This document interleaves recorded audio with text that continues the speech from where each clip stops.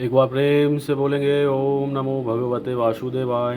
देखिए मित्रों, आनंद रामायण से एक सुंदर कथा आपको सुनाने जा रहे हैं। इसमें देखिए अर्जुन के कपिध्वज नाम पढ़ने की कथा मिलेगी आपको, और सेतुबंध रामेश्वर के धनुषकोटि तीर्थ पर अर्जुन की हनुमान जी से भेंट होती है।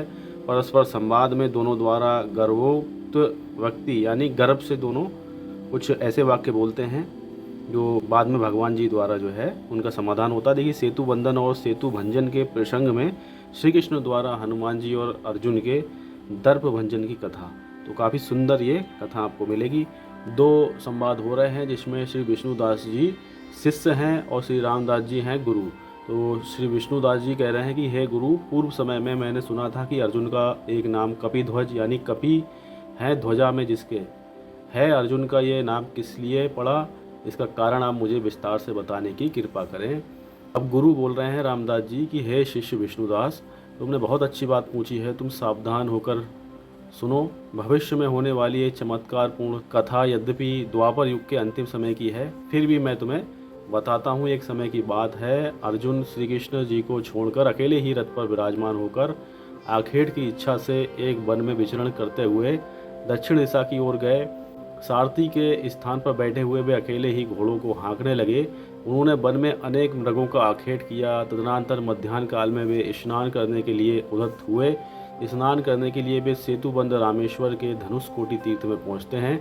वहां स्नान कर उन्होंने मध्याह्नकालिक संध्या वंदन आदि कृत्यों को संपन्न किया और पुनः वे रथ पर आरूढ़ हुए। रथ पर सवार होकर गर्व से भरे हुए वे उस समुद्र तट पर भ्रमण करने लगे। इसी समय उन्होंने देखा कि वन में एक पर्वत के ऊपर महावीर हनुमान जी सामान्य वानर का रूप धारण किए हुए स्थित हैं। वे राम राम इस प्रकार से नाम जप कर रहे थे। उनके शरीर में पिंगल वर्ण के बाल सुशोभित हो रहे थे। अर्जुन ने उनसे कहा कि हे कपे, तुम्हारा क्या नाम है। अर्जुन की ये बात सुनकर हनुमान जी हंसने लगे और बोले, जिसके प्रताप से श्री राम जी ने 100 योजन विस्तार वाले समुद्र पर शिलाओं के द्वारा सेतु का निर्माण किया, मैं वायु का पुत्र वही हनुमान जी हूँ। हनुमान जी की इस प्रकार की गर्वोक्ति को सुनकर अर्जुन स्वयं भी गर्व में भरकर सामने स्थित हनुमान जी से बोले, श्री राम ने व्यर्थ ही समुद्र बंधन के लिए इतना कठिन श्रम किया, क्यों नहीं उन्होंने बाणों के द्वारा समुद्र बंधन किया।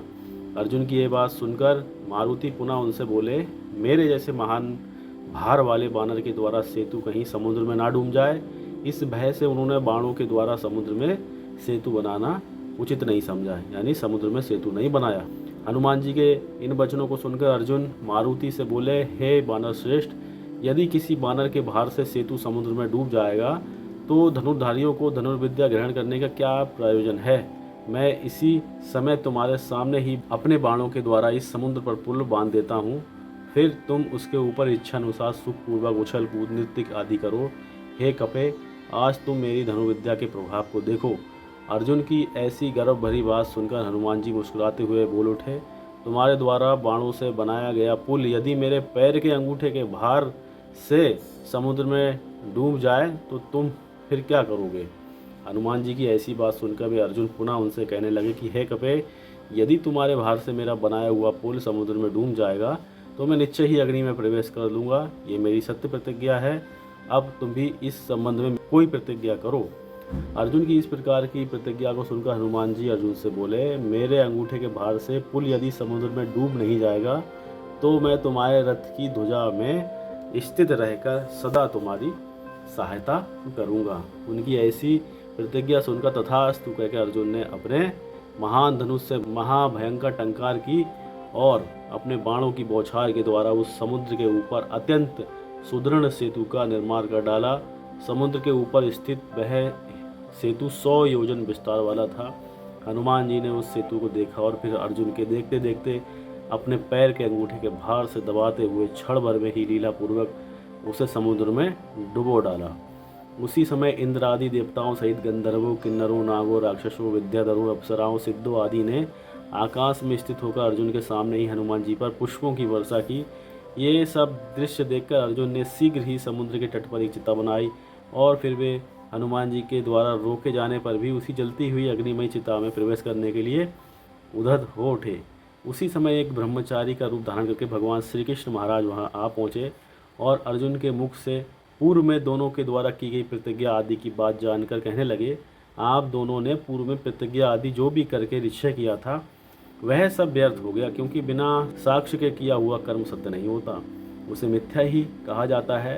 अब इस समय तुम दोनों के बीच में मैं साक्षी रूप में उपस्थित हूँ, अतः मेरे सामने तुम दोनों पुनः प्रतिज्ञा करो, उसे देखकर मैं सत्य एवं झूठ का निर्णय करूँगा।